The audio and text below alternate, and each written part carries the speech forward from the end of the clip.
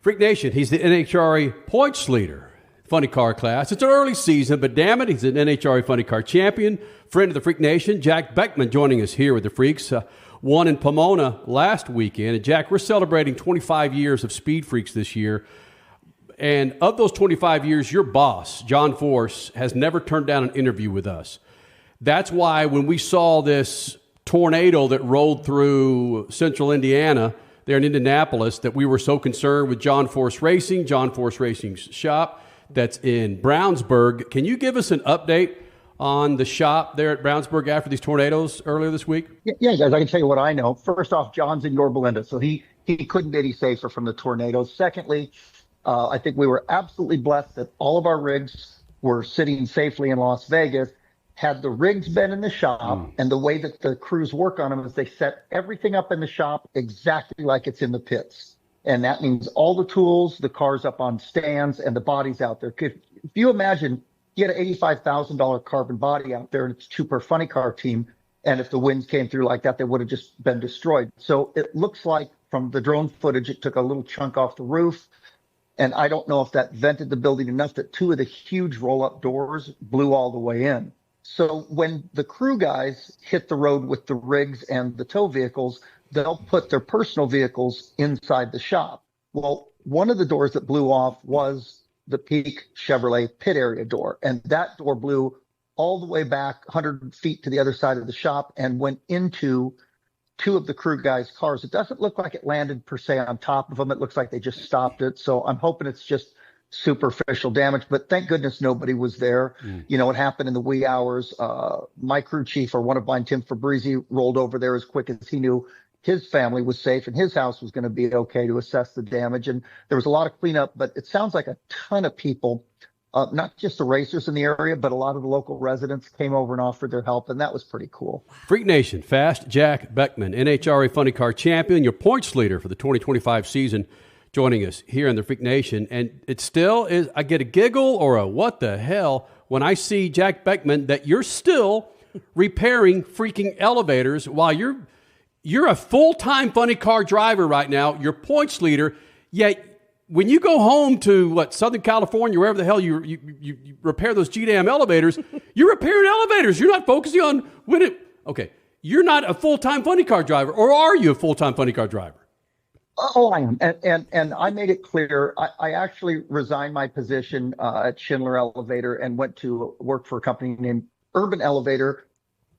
They've got a little more flexibility with my hours, so I can get a minimum number a month to keep my pension and some of the benefits there. But I'm a full-time funny car driver, and I made it very clear that, listen, if an appearance comes up, if something comes up where John Force needs me, that's going to be the priority. And it's as long as you guys are okay with me shifting my schedule around. So yeah, I spent the better part of last week out at the Jet Propulsion Laboratory in Pasadena, covering over there. And then tomorrow I'll be in Sherman Oaks working 8 p.m. to 7 a.m., putting new ropes on elevators. And that's something I hadn't done for 30 years. I was a repair helper for a time during my probationary period back in 1988, 1989. Right. And then I was pretty much a service guy after that. So I was away for 22 years. And actually, it was 1 week after the last race in 2020. I went back in the trade. They took me back in. It was so surreal. I went back to these towers by LAX that I had worked at when I was 21 years old, right out of the Air Force, and I was a helper there. And now I went back there as a 54-year-old, tearing that equipment out and putting new equipment in. It's been a real interesting ride. Maybe someday I'll write a book about it, but I was actually super grateful that the elevator trade was willing to take a chance on a guy that hadn't been doing this in 22 years. So then I was 3 years, 9 months away from driving a funny car when the phone rang and Robert Height said, "Hey, are you interested?" And I said, "Oh, hell yes, I'm interested." But the whole point is you're still doing that, even though now you've got a company that's a little more flexible with your hours. I mean, it just blows all of our minds, I think, that you're not absolutely 100% driving this car. You've got other things to do Monday through Friday. But I pointed out, John brought this up to me too, and I said, listen, like when Ron Capps isn't doing an appearance for Napa or out at the races driving that funny car, he might be at a dirt track somewhere. He might be on a cruise with some of his fans. Sean Langdon goes and races a bracket car. I said, just my off time, I'm going to be fixing elevators. And I actually, a lot of times with the situation, you say, well, would it be better to do it this way or would it be better to do it this way? And a lot of times in life, as adults, you don't have a choice. Mm-hmm. It's this way. So that's when you say to yourself, it is what it is. So that's the situation that I'm in. But I think it could actually, if I utilize it correctly, it'll help me with the funny car, because a lot of times you get so fixated on one thing in your life, you can make it bigger than it actually is, which could affect your performance. Take, for instance, a team that makes their first Super Bowl and all of a sudden they can't throw, catch, or run the ball when they've been doing absolutely great the rest of the games that year. So with driving a funny car, I actually get to take my helmet off and set it over here and put my hard hat on. And I can go focus on something else. But trust me, Thursday when Christine and I leave, we're going to drive up to Vegas. I will be practicing driving a funny car. It's not that a policeman's going to go by and see me hitting the parachutes and pulling the handbrake 500 times out there. But my mindset will go back to, I am a funny car driver, and that is the most important thing to me for the next 3 days. Okay, that's valid. That's extremely valid. It's a welcome distraction, I guess, is a good way to put it. But now you've got me all on this drive to Vegas. So you're driving to Vegas with Christine, and you're sitting there doing your funny car homework. Are you playing the tree? What are you doing in the passenger seat? It would sound really trivial to the average person, but like the warm-up needs to be done correctly. So I'll always take an opportunity to walk myself through, as Frank Hawley calls it at the Frank Hawley Drag Racing School, visualizing, where you can practice doing something without doing that something. Pilots would call it chair flying. You can sit in a Barcalounger and fly an F-16 jet. I got a buddy, Matt Reynolds, just got out of the Air Force, and that's what they refer to it. But it's basically practicing the things that you need to do with the right amount of detail. When we get to the track Thursday, we'll go over there, watch the crew finish up with their service after, they're buttoning up the car after all the stuff that needed attention after Pomona. And I'll take a once around the car, and I will walk myself through a whole warm up. I will walk myself through a whole run. When I show up Friday, before I sit in the car, I'll walk myself through a warm up again. After the warm-up's done, then that kind of becomes an autopilot thing. Wow. I go up to the racetrack. Now, remember, there's going to be 4 lanes at Vegas. So we'll have our lane assignments. I think because we're the points leader, we'll be in lane 4, last car, in that last stanza of cars. And I haven't run a 4-wide since 2019. My last full-time year of driving was 2020, but because of COVID, we never ran a 4-wide. So this is going to be 5.5 years removed, me staging next to 3 other cars. Wow. You bet your butt I'm going to spend a lot of time looking at that Christmas tree, which is different than the rest of the ones on tour, and visualizing in my mind what it's going to look like up there. And I think that served me well. I'm smart enough to know that I'm not smart enough to automatically get things. I have to work on them. Through 3 weekends so far, it looks like there's only been 1 repeat winner across all 3 classes, and that's Greg Anderson. And I'm curious, as someone who doesn't drive the cars, it seems like there's a lot of parity to start this year off compared to, recent seasons. Is that a fair assessment to say? And if so, why do you feel it is like that to this point? What I enjoyed the most there, Cole, was watching all the fingers go up one at a time and wondering when you were going to end. It would have been cool if you actually had 6 fingers there. It would have been awesome. So I did media day before Pomona, and I said, look, if you're the odds maker, now that you can gamble on drag racing, the first 2 races in Top Fuel were won by Antron Brown and Sean Langdon. And I think between the two of them, they got 7 world championships. And that wouldn't have been an upset in anybody's eyes. The first 2 races in Nitro Funny Car were won by Chad Green and Paul Lee, who between them had 1 Nitro Funny Car win before the season started. Nobody would have bet on that. Then we came in, and I think our peak Chevy is always going to be considered a favorite based on the consistency and how quick our performance has been. My teammate Austin Prock, they just owned Funny Car last year, and I think he's only got 3 round wins on the whole year. But what happens over time is if you give us 20 races to go to, things shake out, the cream rises to the top. What I love about Nitro Funny Car, Cole, is that you never can bet on. Nobody would have bet that our first 2 winners would have been Chad Green and Paul Lee. But I'm going to tell you this, if Paul Lee runs the full season, either of those 2 cars and drivers could challenge for the championship. Nobody would have bet that Bob Task, after qualifying #1 in Phoenix, would show up at Pomona. We got all 4 qualifying sessions at Pomona, and he was unable to qualify his car. Nitro Funny Car is radically unpredictable, and I think that's what makes it a fan favorite. Top Fuel has got so many competitive teams this year, and not just the ones that you would consider the big teams. Top Fuel has way more independent, or what we would call one-car teams, but tons of those are capable of contending for the championship. And then Greg Anderson, we've seen the Momentum Pro Stock swing between Elite Motorsports back to KB Titan Motorsports. And Pro Stock now is not what Pro Stock was in 1970, right? Just about everybody runs a Camaro body. There's a few Mustang bodies. Virtually everybody runs a GM-based power plant. There's a few Dodge power plants out there. And the engine leasing program has sprung wide open. So you've basically got 4, maybe 5 engine builders out there that have competitive platforms to go off of. It's never a surprise when Greg Anderson wins because he's done it 108 times. How he did it in Phoenix was a big surprise. His car didn't make it 10 feet under power. It coasted and stopped at 100 feet, and they handed him a trophy. When he came to Pono, he kind of slammed the door on the thing, right? Low ET a couple of times and won it in convincing fashion. So I don't bet on drag racing. I'll never bet on a Nitro Funny Car, but now that you can, you can almost roll the dice. I don't even know who you would pick because I don't know how the odds makers do it with the funny car class. It's just so up in the air. And Dragster looks like it's going to be as competitive as it has been in the last 10 years. I was curious, with 16-time funny car champion, John Force, greatest drag racer of all times, you've got yourself a championship, numerous race wins. You're a proven veteran when it comes to drag racing.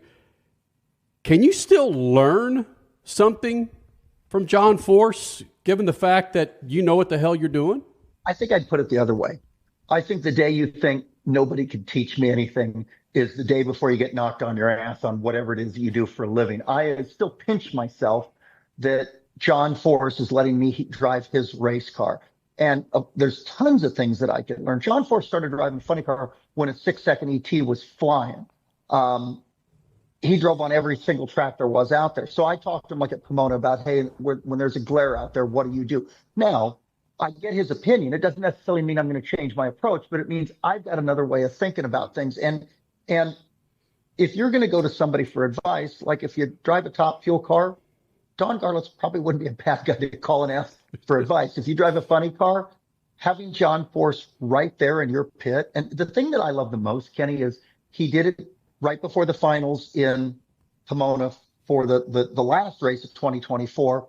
And he came up again and he did it in the staging lanes here. When John Force ducks under the body and says, you got this, or it's your day, or go get him, kid. And I love the fact that John Force calls 90-year-olds kids, but I'll let him call me kid. I'm fine with that. It's just, that's a pinch me moment in my life. I'm grown up now and I've been doing this for a long time. But that 7-year-old kid that was Jack Beckman that went to OCIR back in I think it was 1973, that kid still shows his face once in a while, and I'm amazed I get a chance to do what I do. Freak Nation, Jack Beckman, he's a true treasure in the NHRA, just an individual, or just a freaking awesome individual. And it's like I was telling Cole earlier, you can go to a 4-shot there, Richie. I was telling Cole earlier, I could tell Jack Beckman that my wall's gray, and Jack, you could come on for freaking 90 seconds, 2 minutes, and tell me something that's so goddamn interesting about that gray wall that I would go, yeah, I never thought about that.